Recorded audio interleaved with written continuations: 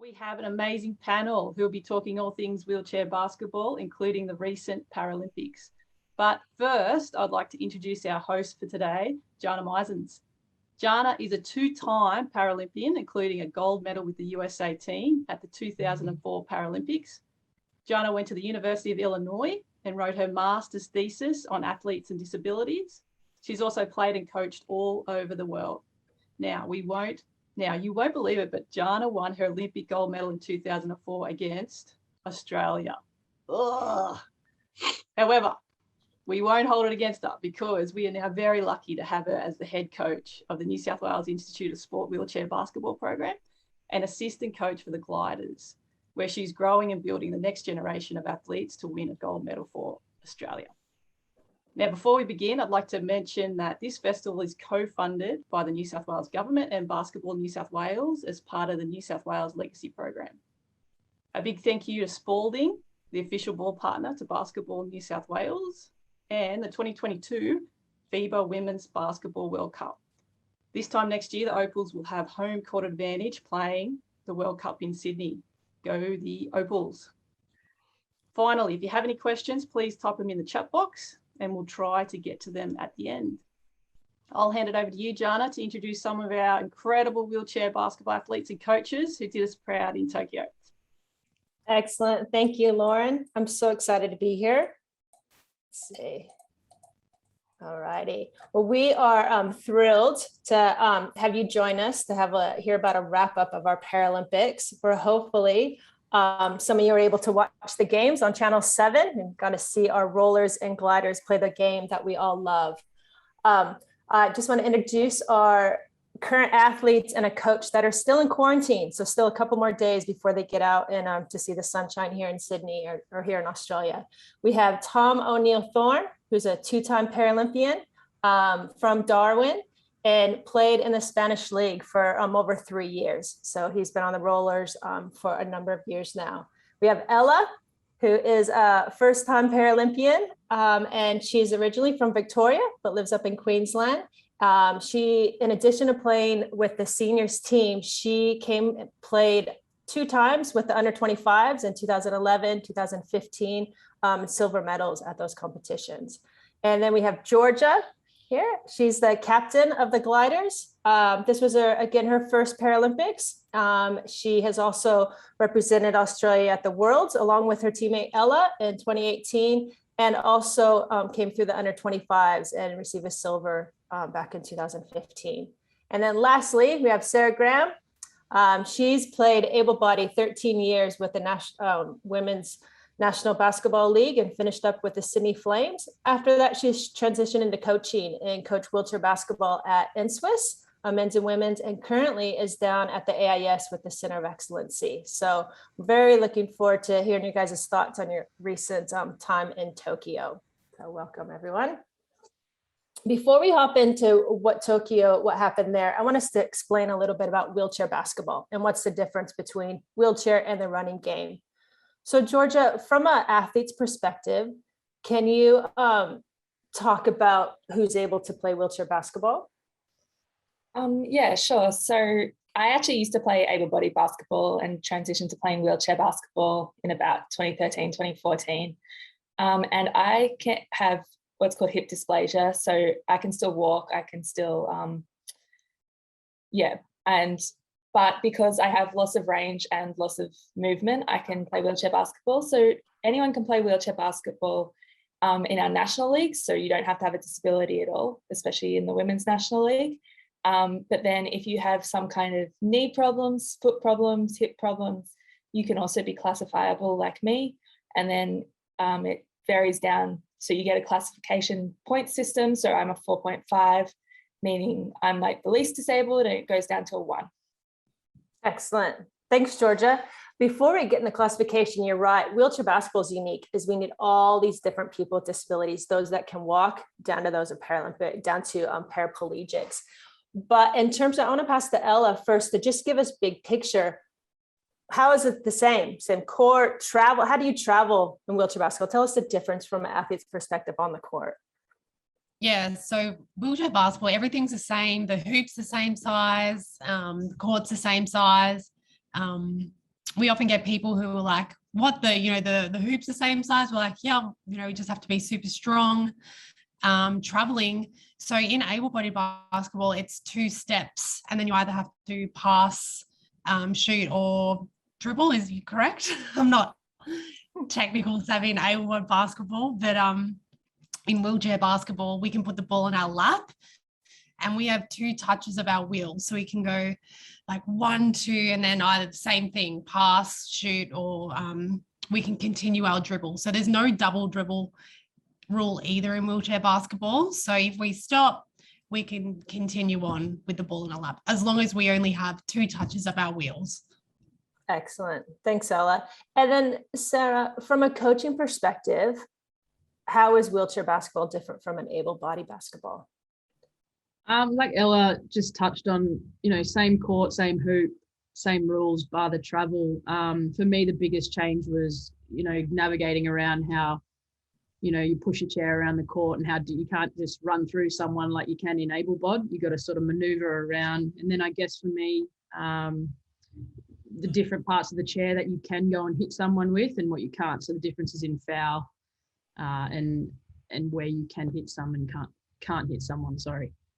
So for me, it was just the mechanics of the chair was the biggest difference. Everything else is really the same, bar some little discrepancies in concepts and tactics and, the point system on the floor.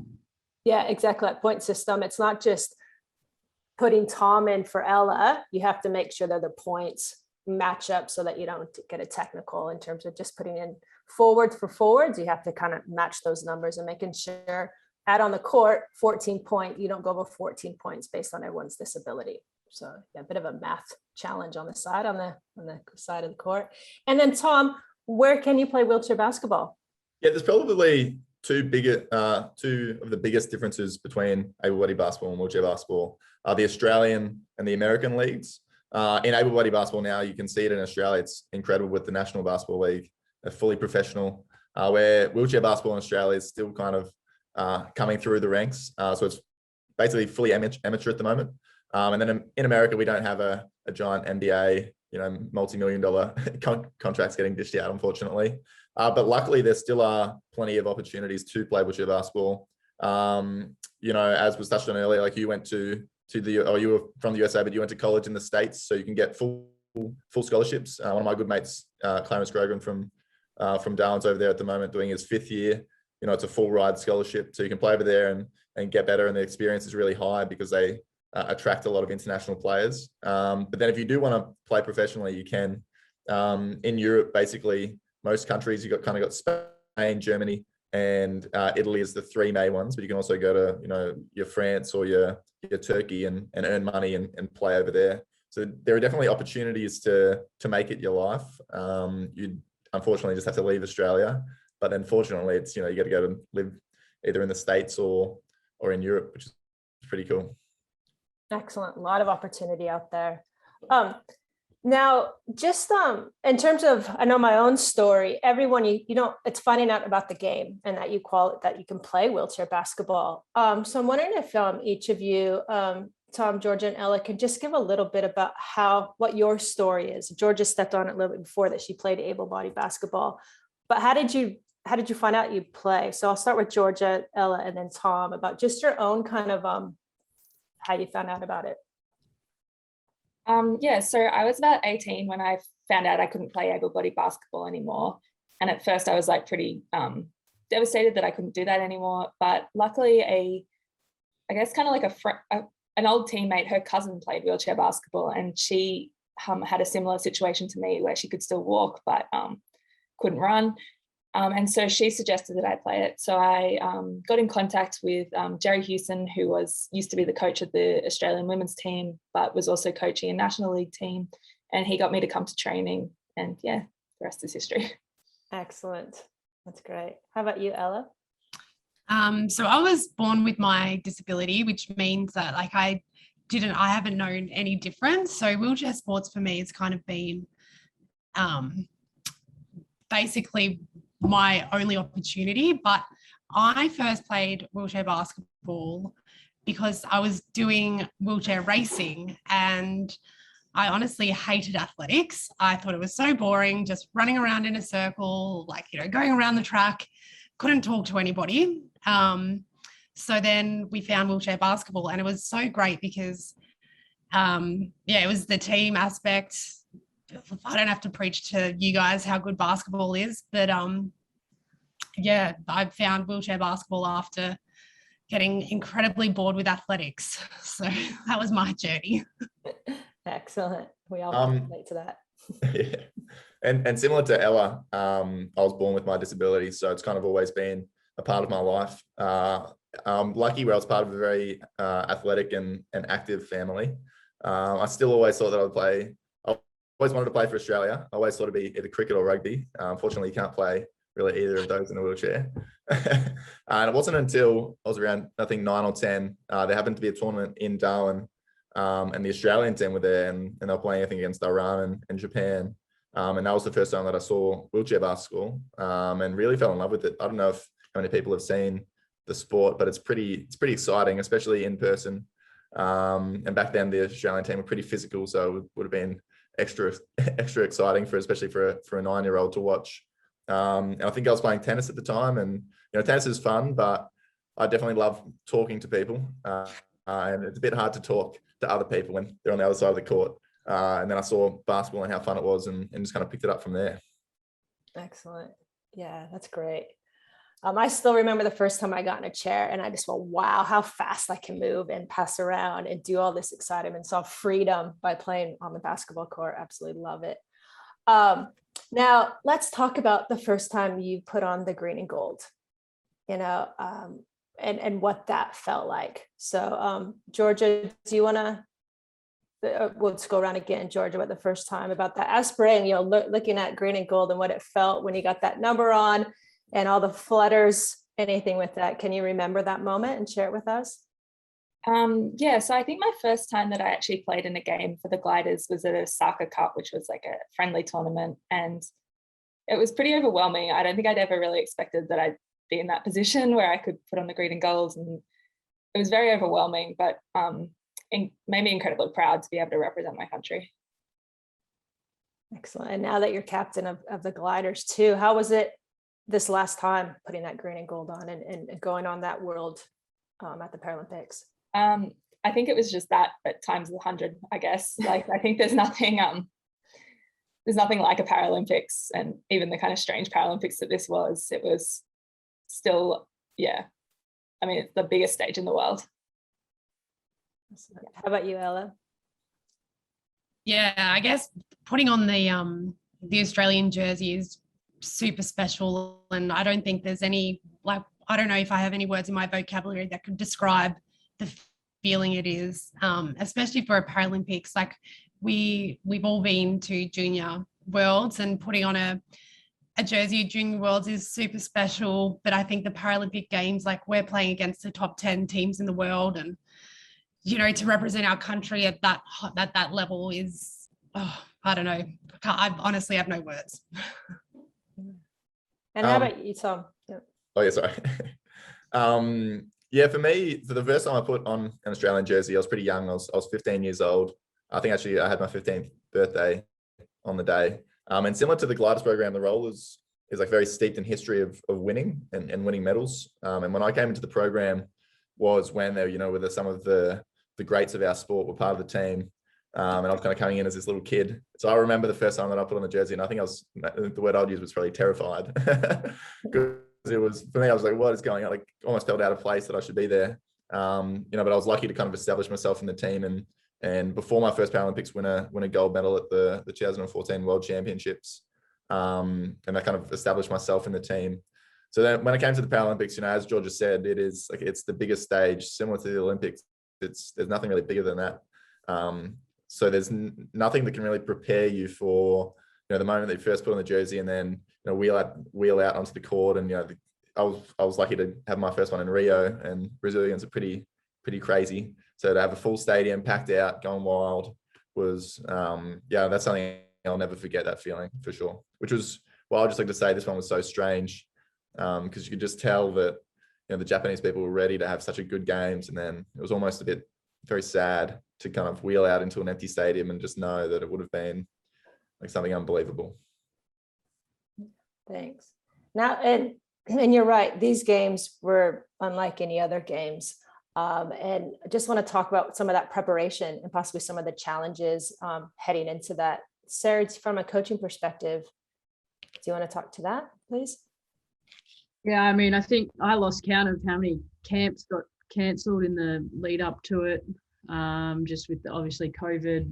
I think we changed the location on 2 different ones and both got cancelled in the end. I know the majority of the squad, maybe 8 or so, got over to Perth for a little camp there, but pretty disruptive, and it really left a lot of responsibility on players and coaches to do their trainings and preparation, whether that be, you know, for coaches getting scout ready and video leading up to the tournament, because we know in tournament play there's not a lot of time for that.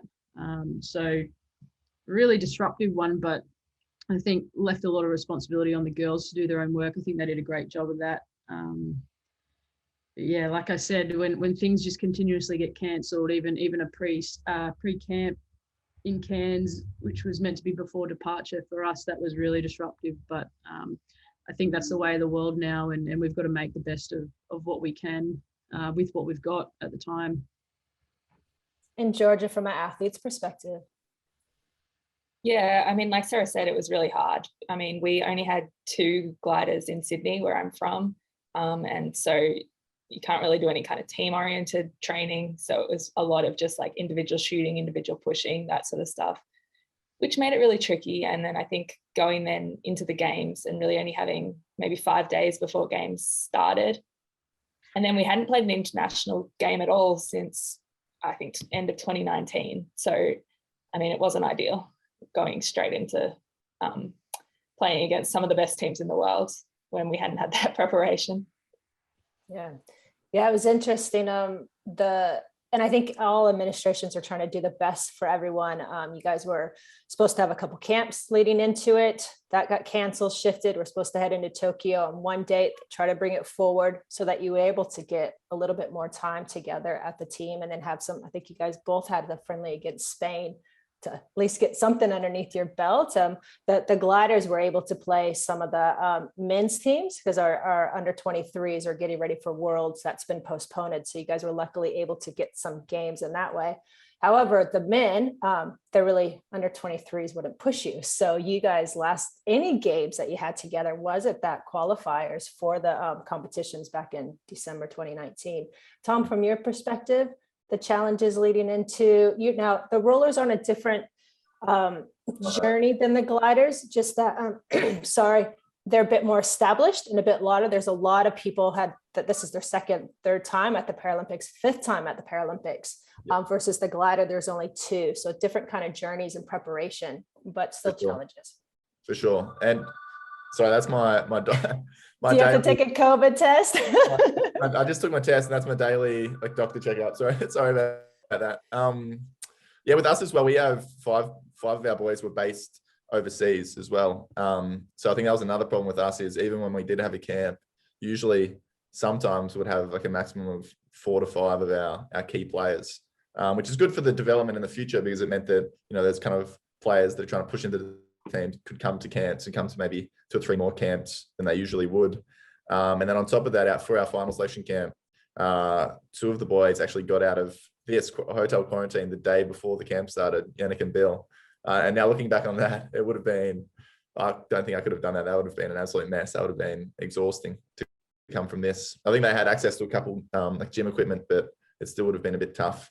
But no, as you said, and as the girls said, it was really hard to find any sort of rhythm or flow as a group and kind of gel, even though our group has been together for, you know, now we've been together for 4 years, and some of us have, this was our 5th games or our 4th games or, you know, 2nd, but it's hard to find a flow when you haven't, you know, played together for 2 years to then, you know, connect straight away. And especially the way that a lot of our players play is a very read and react kind of game, which we like to be very on the move, very flow. But when you haven't played basketball in 2 years, it's a little bit harder to catch up. And as Ella said, you know, going up against, well, we've got 12 teams, the 12 best teams in the world. So you got to be on your game, and yeah, it just made it a bit tricky. So based on those challenges, do you want to tell us a little bit how the teams went, and then I guess some of those on the flow challenges that you had to face, given some of the uniqueness of this last year and a half. Ella, do you want to? Yeah, so I think for our gliders program, we went into the Paralympic Games sitting at 9, like number 9 in the world, and we finished 9th at the Paralympic Games. However, like the result for us, I think is irrelevant. Like we're a really young team. I think for us, our biggest hurdle of the games was playing 40 minutes of basketball every game. So we showed glimpses of brilliant basketball, like our second half against Germany, and there are other games that we showed really good team basketball, but then we just couldn't put it together for the whole game. And I think that's I think for me especially, the result will take care of itself if we work really hard for 40 minutes of the game. And unfortunately, like we didn't get to do that. And I guess it's a little bit disappointing, but we know now that we have the potential to be able to play great basketball, and we just have to keep working hard. So that was your question, wasn't it, Janna? Yeah, it's good. Just the kind of that experience of it, and how did the team go? That's excellent. Yeah, it is. And how about you, Tom? So we finished the 2018 Worlds in 3rd.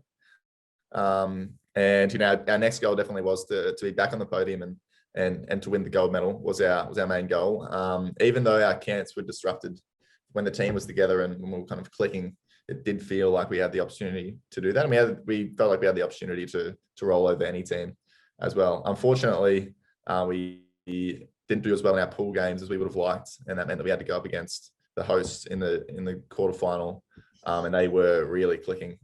You could tell that they were in form. I think they'd been together for the past 12 months as one group and just training in a kind of a national center together. So they were on, and they beat us in the quarters. So we ended up finishing 5th, which, like, on reflection, was pretty disappointing. Especially, we had 3 days after our last game in Tokyo in our little bubble in our rooms, and that was pretty tough to deal with. But again, like it's part of the journey. It's been mainly for me being my second games, and now this is the second, 5th, 6th playoff I've played in after coming in with high hopes. It's a bit tricky, but I think it shows the level of depth now in the wheelchair basketball world. It's a really growing sport. You can't, I don't think, even 4 years ago, Japan would have been anywhere near as good as what they were here, and they won a silver medal, which is pretty incredible.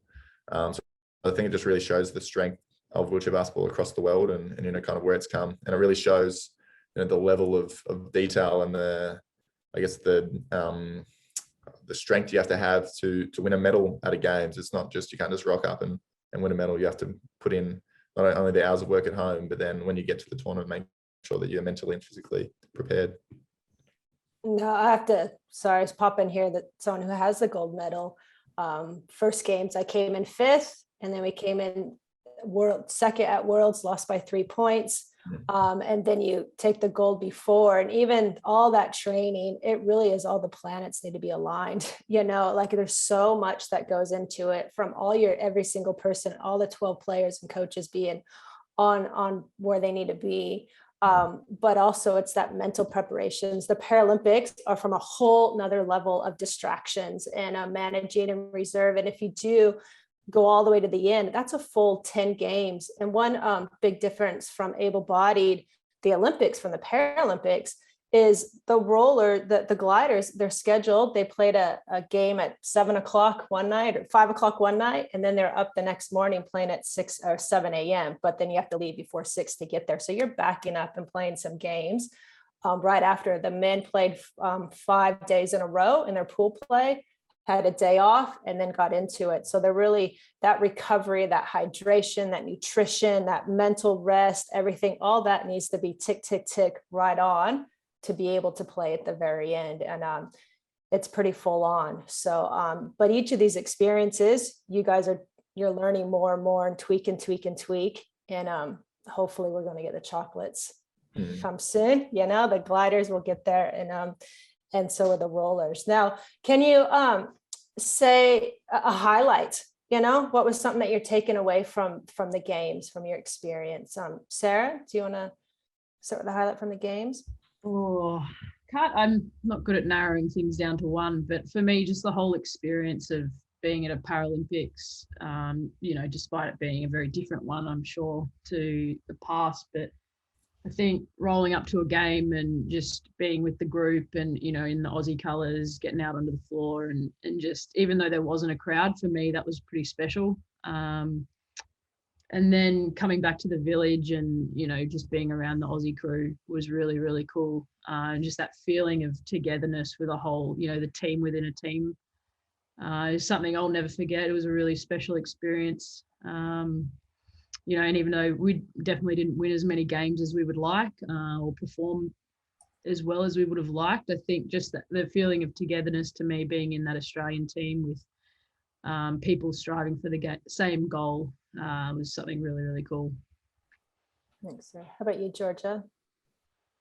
Yeah, I mean, I agree with everything Sarah said, but I guess I'd say the highlight to me was maybe our second half against Germany, when we played against Germany. And we ended, like, even though that we didn't win that game, I think there's nothing better than when you're on a court and everyone's clicking and it's just flowing really well. And I think that was the game that we felt the most like that and showed where we actually can go from here. Yeah. Oh, goosebumps, Georgia. Beautiful. Ella? I think my highlight of the game was the fact that we're a team, like within a team, and like our Paralympic team is so much greater than us. And I think something that was super special for me was when all of the countries and all of the NSOs rallied together to get the Afghanistan athletes to the games. I think there was only 2 athletes, and I think it was going to be the first female Afghan athlete, and they got there. And so I think it just shows the power of sport and the power of everybody coming together for something larger than, you know, you and me. So I think that was definitely a highlight. How about you, Tom? Yeah, it's hard. It's similar to Sarah. It's hard to really break it down to one moment. I think just, yeah, anytime that I would almost say getting off the plane and landing in Tokyo would be like my highlight, in the sense of no, as in getting to Tokyo, because it's just like you realize where you are and like what you're about to do, and it kind of hits you like this is the biggest event that we probably will ever go to, and like the level of work that they had, the Japanese people had to do to put this on during a pandemic it's incredible. You know, we had to do 2 daily coronavirus tests a day, and you know, all the level of different things that you had to, rules that they had to implement, and the amount of people it would have taken to make this games happen would have been double or triple what a normal games would have been. So yeah, I think, yeah, for me, that's what I would say is just the fact that this game's even happened. Like as Ella said about getting the Afghani athletes in, was pretty amazing, but just the fact these games even happened during a global pandemic is incredible. So I would say that's the highlight of the games, is that it happened. Excellent. Thanks, Tom. Thanks, Victoria. I guess, where do we go from here? Tom, what's on the horizons for the program, the men's program? Yeah, it's looking like it's going to be a pretty big year next year, with the games like moving 1 year on. Everything kind of gets jammed in next year. So the wheelchair basketball is pretty lucky that 3x3 has been allocated into the Commonwealth Games.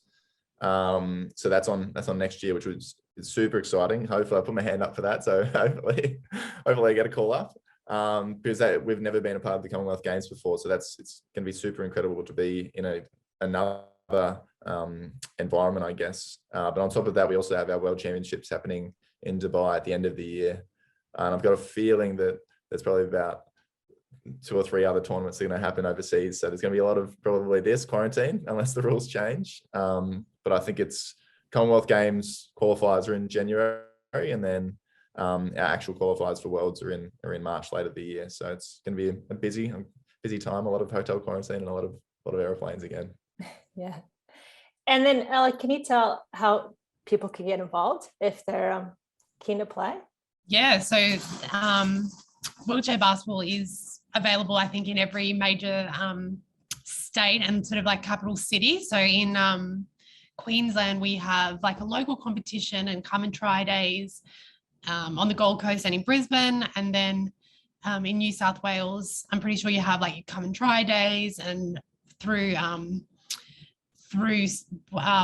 New South Wales sport, you have like local competitions and whatever else. And that's the same in Victoria. And I think in Darwin, Tom, like you have an awesome program up in Northern Territory where you've got your school kids involved, and they come down and play wheelchair basketball. Same in WA, like in Perth, they have a juniors program, and then they have like their local competitions. So anywhere in Australia, like just get in touch with your local basketball association and they'll be able to point you in the right direction. Yeah, excellent. And a couple just on the horizons, in the head coach for the under 25s, we have world champs in 2023. So any girls play 16 up to 20. We're still collecting anybody who's interested. So reach out to the Basketball Australia. We have some women's development, a lot of it at Georgia, and like myself, kind of, you played the able-bodied basketball and you're like, oh, I qualify. Getting yourself in a good position and training every day, you have a short tail. You could be that next glider, that next roller. Come Paris, come Brisbane. 11 years is going to go by quickly. So it really could be any of us here on this call today, or if you know a friend, this might be their future. So we have women's camps down at the AIS where Sarah is for the men, and also Frank Ponta for young men, for women and for men to come in to get involved on the development side of it. So it's a very great, lots of opportunities out there. And a lot of it's asking, hey, can I play? Do I qualify? I did see, Mike just had any questions on that classification side of it. We kind of breezed over it quickly, but Sarah, a question's been asked, just that whole subbing side of it. So the classification, do you want to take, everyone is classified. You have to get classified by international classifier. So you have like a card, driver's license that says, I'm a class 4.5. Tom, you're a class 3, and Elle is a class 1, and George is a 4.5. So out there on the court, you'd say Tom's a 3, that's 3 points. You can put a 2 out there, that's 5 points. Put a 4.5, that's 9.5 points. And then you add another Ella, that's 10.5. You have 3.5 points, you put a 3.5. So those 5 players, you add those points to equal 14. So Sarah, what happens when you take somebody in and out? What do you have to think about? Well, luckily for me, that wasn't my responsibility, because that could have caused a few problems. But yeah, I guess obviously you said 14 points on the court, but just making sure, obviously your points are balanced. So for your lineup and what you're trying to achieve offensively and defensively, depending on, what the other team's got out there. But yeah, ensuring you don't go over that 14 points so you don't give up any tech fouls. Like I said, wasn't my responsibility, luckily for us. Yeah, I think it's important to know your players, obviously what their points are, but what they bring, strengths and weaknesses, because obviously we don't want 5 one-pointers out there. Although maybe we almost did at some points, I think, but, making sure the floor's balanced and everyone's sort of blending or meshing in with who else is out on the floor as well. Yeah, so kind of a standard maybe startup, I think, for the gliders. You might have 2 4.5s, 2 1s, and a 2. And so that's the 4.5. They're going to sit nice and tall. They're the ones that their chair. Every chair is made individually for the players. So some might be 6 feet tall, but they're paraplegic. So they have a lot of dump in their chair so they can have balance. So you have a very tall lineup, the 2 4.5s, but then you might switch that out and put a smaller, a quicker lineup. So you're exchanging your height for your speed out there and changing all the time. Sorry. Is that similar? Like looking at some of the common rollers kind of lineups, it's switching that height for the speed. Yeah, we usually start with a 4 and 3 3s and a 1. So yeah, as that, it's a bit more mobile, a bit more speed, and usually it takes like a lower point player off the court. You don't necessarily have all the highs, but you get the low point player off the court. So there's probably one more like threat in terms of shooting or in transition dribbling the ball. So we go for more speed, but then we've got a couple very, very tall players in our team. So then we can go super big and go like 2 4s, a 3 and 2 1.5s. But yeah, definitely just adds another element to the game of not just style, but then also like ability as well to the game. Yeah, I'm just happy that I'm a player and not a coach, so I don't have to worry about that. Now, Lauren, I think that wraps up. We don't take any more questions. I think that's where we're at. If there's any questions that people wanted to send over, Lauren, have you been taking any questions? Yeah, John, I just sent them to your messages. Is that? Yeah, okay. Yeah. So it was the subbing for our disability side of that. And then here, Tom, here's a question for you. Did you play any other sports before wheelchair basketball? Yes, I was playing tennis. I gave a lot of sports a go. I was doing swimming, but similar to Ella said about athletics, it's not the most interesting sport, is it, when you're under the water? I just couldn't handle it. I tried athletics, but yeah, just again not really interested. But it was mainly between tennis and basketball. When I first moved back to Darwin after Spain last year, and I didn't have a car, so I had to cycle everywhere. So I had a hand cycle. And I think if I ever did decide to stop basketball, that would be the sport I'd give a go. But yeah, apart from that, no, mainly basketball and tennis. But yeah, definitely, I think I chose right. Excellent. Is there any more, Lauren? Am I seeing them? That's No, good. that's all, guys. Did you guys get Excellent. any messages, Sarah, Tom, Georgia, Ella? Maybe. No, I don't think so. All right, very good. Look, Tom, Ella, Georgia, Sarah, Janna, thank you so much for coming on today. You're all so inspirational. I've loved watching you at Tokyo, the way you move in those chairs on the court, so amazing.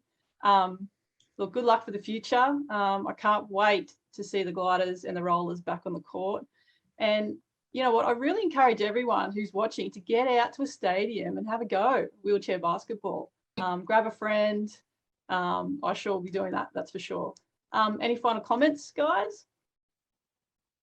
Just with playing wheelchair basketball, it's really cool. Like if you know somebody who knows somebody that may be in a wheelchair, or, you know, at school or whatever else, go along with them. It's such a community. Like everyone helps everybody. And so if you can be in there with, you know, your friends and your classmates or whoever else, honestly, it's the best feeling to be able to play alongside someone on a level playing field as well. So cool. And just following on from Ella, once you get up to like the national and international game, you have to have some sort of disability to play, but like especially socially, you can be an able-bodied person and play the game.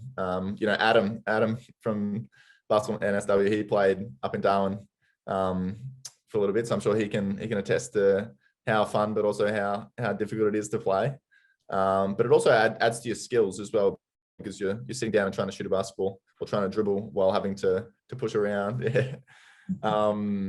You know, it just adds to another level of skill to the game, having to think. It's interesting when, you know, you have to take some really skilled able-bodied players and then put them in the chair, how much they struggle, because it's another thing you got to think about. So yeah, not only for fun and social, but also for skill, I'm sure it can help you out. Very true.